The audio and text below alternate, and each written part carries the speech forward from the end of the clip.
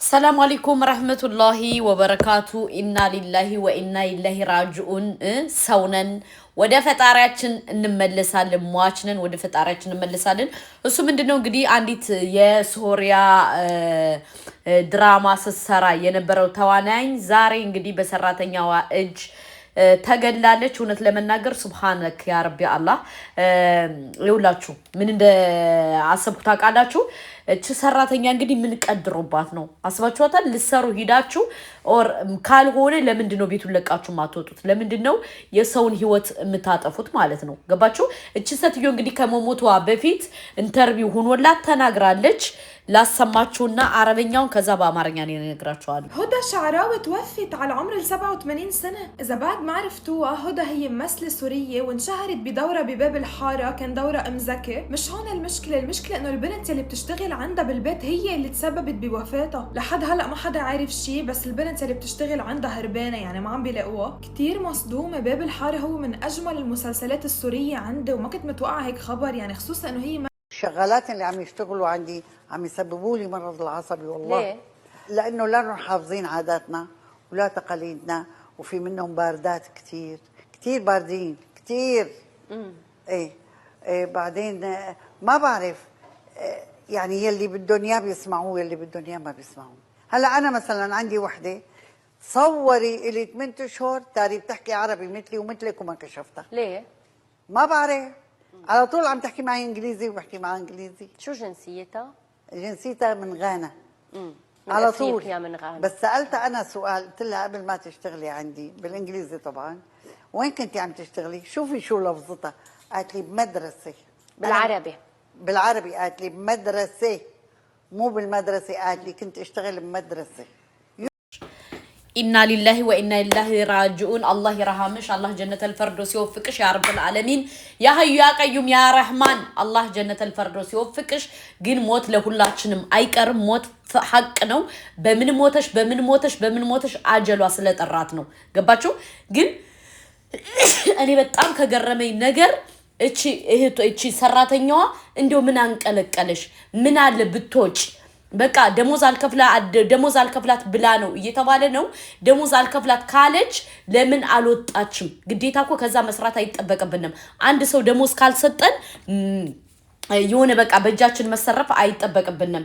ቤቱን ለቀን ወተን የራሳችን ስራ መስራት እንችላለን እቺ እንግዲህ እህት ልጅ ሊኖራት ይችላል ምን ሊኖራት ይችላል እንግዲህ ተይዛለች ባይዘው ያላመለጠችም ተይዛለች ያው እንግዲህ የገደለ ይገደል ነው እቺ ልጅ እንግዲህ የሞት ፍርድ ነው የሚፈረድባት ማለት ነው በሁለተኛ ደረጃ ደግሞ እቺ ሰትዮ እንግዲህ ከመሞቷ በፊት ደግሞ ሱብሃንአላህ ተናግራለች የጋናዋ ሰራተኛ አረበኛ እየቻለች ግን አረበኛ እንደማትችል ሆና ያናገረቻት እንደሆነ ምናምን መልእክት አስቀምጣለች በዚሁ አጋጣሚ ልንገራችሁ አንድ ስራ ካልተስማማችሁ ካልሆናችሁ ቤቱን ለቃችሁ መውጣት እንጂ በእጃችሁ መሰረፍ አግባብ ነው ብዬኔ አለልም ይቅርታ አድርጉልኝ ለምን ካላችሁ ጥሩ ስላልሆነ እናንተ የጊዜውን የስሜታችሁን የንዴታችሁ ማየት የለባችሁም ቤተሰብ ይፈልጋችኋል ወግ በቃላቅም ግን እኔ በጣም ነው ያሳዘነችኝ ማን ነው ያሳዘነኝ አስባችሁታል ቤተሰብ ሊኖራት ይችላል እቺ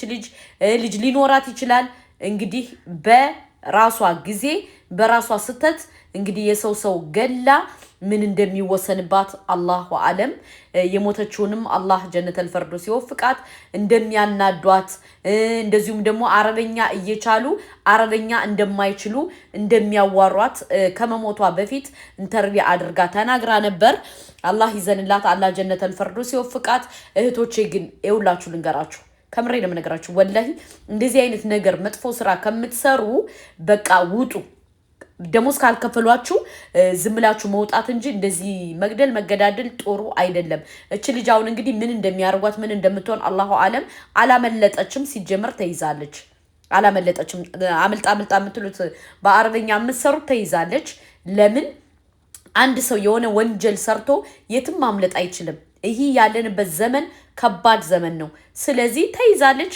ምን እንደሚያርጓት ፈጣሪ ይወቀው። እሷንም አላህ ጀነተል ፈርዶስ ይወፍቃት። ይሄ ግን አላህ ያዘዘባት ቀድር ነው። ብዙዎቹ አረብ ያስቆጣ ነገር ነው። በቃ አረቦች እንዴት መጥቶ አንድ የውጭ ዜጋ ይገለናል ብለው ዛሬ ቁጣቸውን ገልጠዋል። ቀድር ምንም ማድረግ አትችሉም። አላህ ቀደረው፣ አላህ ወደደ፣ አላህ ፈቀደ አረገው። ገባችሁ? በዚች ልጅ ሰበብ ሆነ እንጂ ቀደረው። ሞት ለሁላችንም አይቀርም። ከሞቱ አማማቱ ግን አላህ ለኔም ለናንተም ይዘንልን። እንግዲህ ቤቱ እየተፈተሸ ነው። ደም ያለበት ቦታ በሩ ምናምን እያዩት ነበር። ዛሬ አረቦች በጣም ተናደዋል፣ በጣም ተበሳጭተዋል። በጣም በቃ ሁሉን ነገር ብሏል።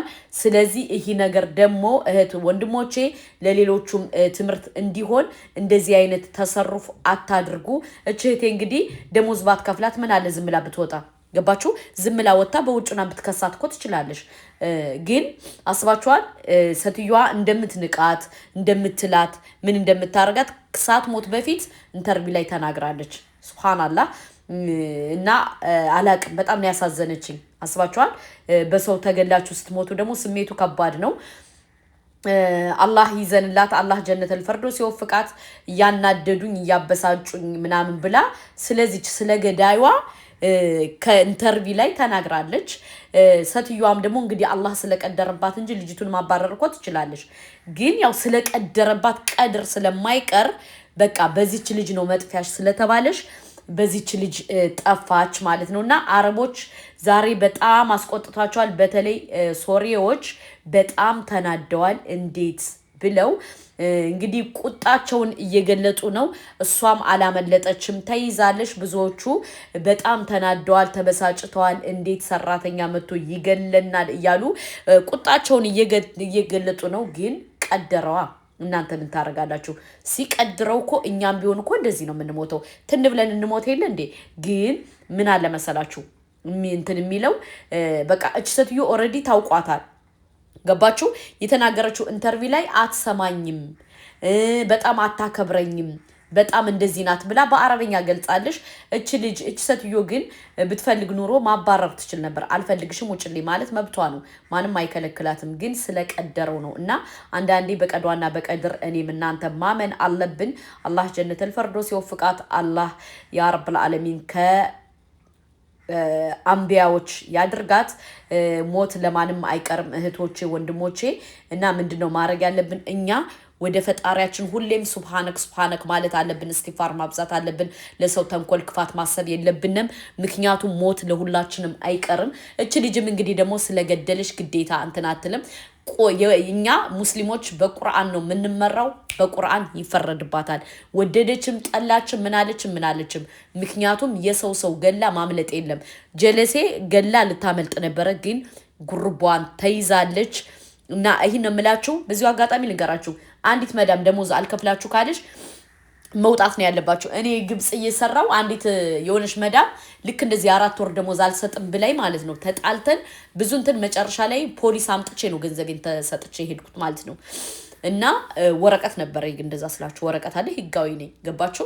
እና እንደዚህ አይነት ነገር ሲያጋጥማችሁ ራሳችሁን ኮንትሮል አድርጋችሁ ወደ ህግ ነው መውሰድ ያለባችሁ እንጂ ለሰው በዚህ በጉልበቴ ተጠቀማለሁ ምናምን። ይሄ 21ኛው ክፍለ ዘመን ማንንም የሆነ ነገር አድርጎ የትም ማምለጥ አይቻልም። ስለዚህ እቺ ልጅ ያደረገችው ነገር ስህተት ነው። እህት ወንድሞቼ፣ በተለይ እኛ ኢትዮጵያዊ ግን እወዳችኋለሁ። ወላሂ እንደዚህ አይነት ስህተት የሚሰራ የለም እስካሁን ከኢትዮጵያዊ ሰራተኞች። እወዳችኋለሁ። እሷንም አላህ ጀነተል ፈርዶስ ይወፍቃት። አላህ ይዘንላት፣ አላህ ይርሐማት። እኛንም እሷንም አላህ ይዘንልን ያ ረብል ዓለሚን ያ ሐዩ ያ ቀዩም። አላህ ጀነተል ፈርዶስ ይወፍቃት። ሼር አድርጉ። እወዳችኋለሁ። من ساعات بسيطة فجعت الأوساط الفنية السورية والعربية بخبر العثور على الفنانة هدى الشعراوي مقتولة في منزلها الواقع بشارع خالد بن الوليد بدمشق. هدى الشعراوي صاحبة تاريخ فني ودرامي طويل، ومن أشهر أدوارها مزكي في باب الحارة. والمعلومات الأولية بتشير إلى أنه خادمتها الأجنبية هي اللي قتلتها وهربت. وبحسب مصادر خاصة للبرنامج من أشخاص كانوا على علاقة بالفنانة وبيترددوا على منزلها، فعلاقة الراحلة بالعاملة في منزلها ما كانت جيدة وكان في بينهم خلافات. نقابة الفنانين نعت الراحلة وقالوا أنه موعد الدفن والتشييع سيحدد لاحقاً. كاميرا تفاعلكم كمان فور وصول الخبر توجهت لمنزل الراحلة، واللقطات اللي أمامكم الآن حصرية لنا من أمام عمارة الراحلة. هذه بلكونة يعني أو هذه عمارة الراحلة يعني زي مو شايفين الآن، وهذا مدخل الشقة اللي صارت في الجريمة.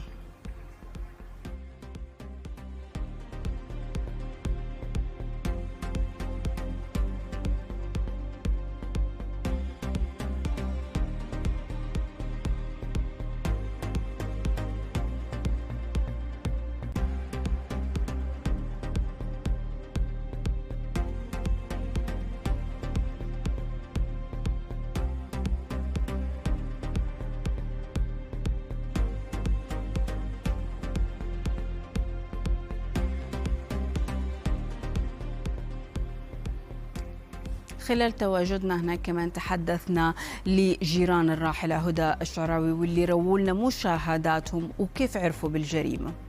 نحن هون جيراننا هون ساكنين معها بنفس البناء، فتقريبا الصبحيات يعني 10-11 شفنا الأمن جاي، حسينا في شيء عم يخبرونا أولاد بنتها إنه في تقريبا جريمة قتل. يعني يمكن الخادمة اللي عندها هن اكتشفوا إنه الخادمة هي اللي يعني مفتعلة فيها، عملت لها الجريمة وهربانة. ما لقينا غير الشرطة اجت وصارت عجقة بالحارة هو. عم نسأل شو الموضوع، قال توفت الفنانة هدى. والله يجزيه الخير، اجت المباحث الجنائية وبلشوا تحقيق بالقصة، وهلا من شوي راحوا يعني ما صلوا من الصبح لهلا عم يحققوا بالقصة، واجوا الطبيب الشرعي والاطباء اجوا اخذوا البصمات بس عم يقولوا مقتولة قتل، والله اعلم. هي ساخنه لحالها، والله تعاملها كثير منيح، كان دائما تقعد هون على البرندة يعني ونسلم عليها على الرايح والجاي. والله جارتنا يعني على البرندة كنا نقعد هيك ونسلم عليها وهيك. انا بالنسبه لي مثل امي، انا بعتبرها يعني حرام، كثير حبابه معي وكثير منيحه، والله يرحمها ويغفر لها يا رب. ممتازة ولا احسن من هيك جارة، والله اخلاق عالية ومحترمة ممتازة يعني. والله ما في منا يعني، نحن أنا خلقان هون بالبناية معها، منوع عليها إنسان